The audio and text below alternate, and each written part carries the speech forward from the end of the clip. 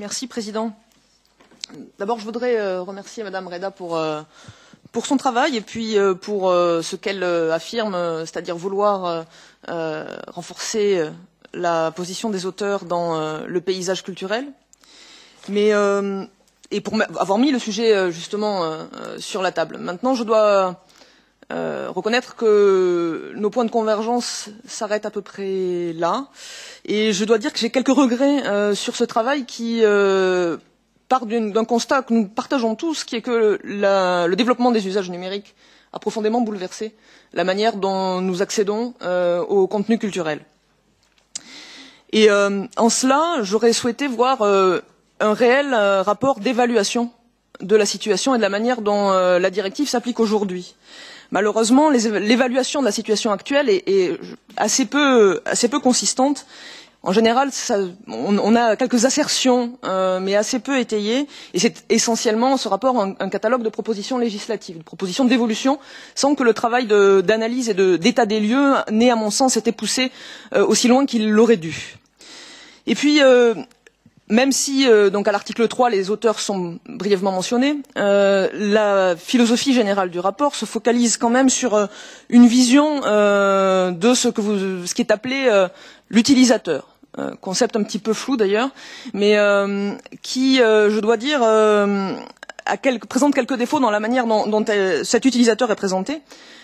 D'abord, c'est une vision un petit peu romantique d'un utilisateur qui ne serait mu que par une soif inextinguible d'accès au contenu culturel sans autre considération, un utilisateur totalement désintéressé. Or, justement, parlant des bouleversements induits par les usages du numérique, un constat, je pense, qui est incontournable, c'est la modification profonde des chaînes de valeur économiques autour de l'industrie culturelle sur les supports numériques. Il a été dit que la relation à trois entre l'artiste, le producteur au sens large et l'utilisateur, le consommateur, comme on veut, était passée vers une relation bilatérale, mais je ne pense pas. Je pense qu'on est dans une relation à quatre maintenant, où on a l'artiste, le producteur de l'œuvre, celui qui fait la mise en relation avec l'utilisateur final et puis l'utilisateur lui-même. Et on voit qu'on se déplace vers cet avant-dernier chaînon qui fait la mise en relation aujourd'hui, et ce sont bien les intermédiaires, les géants du net qui captent l'essentiel de la valeur générée sur les industries culturelles. Et je pense que ça, c'est quelque chose qui devrait absolument faire l'objet d'une grande attention de notre part à tous dans les travaux à venir. Alors je vais essayer de ne pas faire très long, Président, et juste pointer quelques propositions ou divergences de vues sur des sujets, des difficultés que, encore une fois, vous avez identifiées, mais pour lesquelles, à mon avis, les réponses que vous proposez ne sont pas nécessairement adéquates. Donc, d'abord, effectivement, cette question de la chaîne de valeur. Vous parlez de la relation contractuelle entre l'auteur et le producteur. Ça peut être une préoccupation de temps en temps. On est sur une relation qui est, comme beaucoup de relations contractuelles, n'est pas totalement équilibrée, qui varie selon les secteurs culturels, dont on peut se préoccuper. Mais à mon sens, la question de la chaîne de valeur globale est beaucoup plus importante et beaucoup plus prégnante. Et en ça, je pense que ça devrait constituer une grosse partie de nos travaux. Ensuite, il reste justement la question de la manière dont les auteurs ne sont pas protégés aujourd'hui contre l'exploitation illégale de leurs œuvres sur Internet. Ça pose là aussi un certain nombre de questions. Je pense que l'approche qui a été retenue dans certains pays, qui est une approche purement répressive de l'utilisateur, n'est pas une approche valable. Néanmoins, la question de combattre les usages illégaux et surtout les profits colossaux qui sont générés par l'usage illégal des œuvres culturelles sans qu'un centime n'en retourne vers l'artiste devrait là aussi nous préoccuper.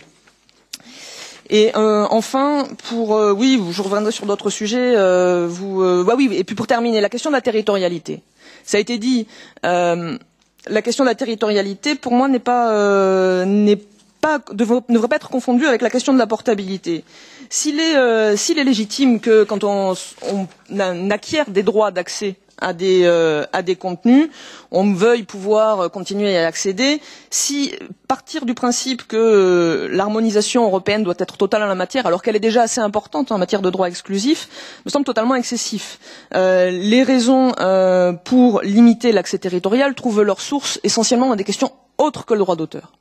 qui sont des questions, comme ça a été évoqué, de modèle économique, de capacité économique des acteurs, de maintien d'une diversité culturelle, d'adéquation de l'offre culturelle aux différents publics européens, dans leur diversité.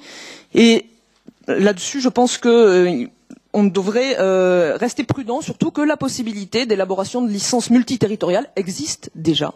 Et que donc, si des acteurs économiques souhaitent proposer l'accès à des contenus avec une licence multiterritoriale, ils en ont déjà la capacité.